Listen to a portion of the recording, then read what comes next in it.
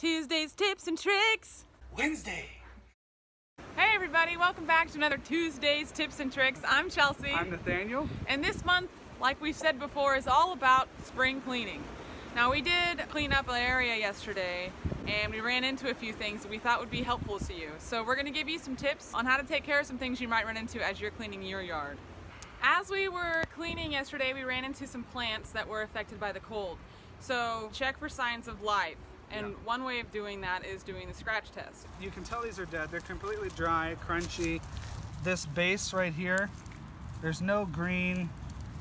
There's no signs of any basal growth coming on. Even these roots here are brown all the way through. You can see they're just brown and fibrous. There's no life in that. So we're gonna just pull these out. These have not been here long enough to need much attention. Now these roots here, this taproot looks alive down in the ground, but up at the crown, it's dead. So this whole root will eventually be dead. This isn't gonna send something up because the crown of the plant, which is where the roots and the stems meet, is dead. Dead, dead, dead. Dead, dead, dead. And sometimes it's as easy as just taking a closer look. Really get in there and inspect the plant itself to see if there's any new growth. But you can see there's a little bit of this pink color down here. It's not just brown.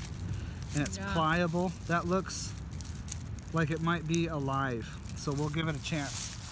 Look close. Don't be afraid to dig around and look in there. As we said before, with most of the perennials, you're going to cut them back to the basal growth so they can shoot up new growth. When it comes to the shrubs, you don't want to do that. Those woody stalked plants, you're going to want to tidy them up. Yeah, so we found some hollies, some dwarf Burford hollies that got really zapped by the freeze that we had, that sub-zero temperature, and a lot of black tips on them. So I did a hard shearing, but I still left a lot of that thicker woody growth, and I took off most of the twiggy stuff that was damaged or dead. And then like some abelias we found and some azaleas.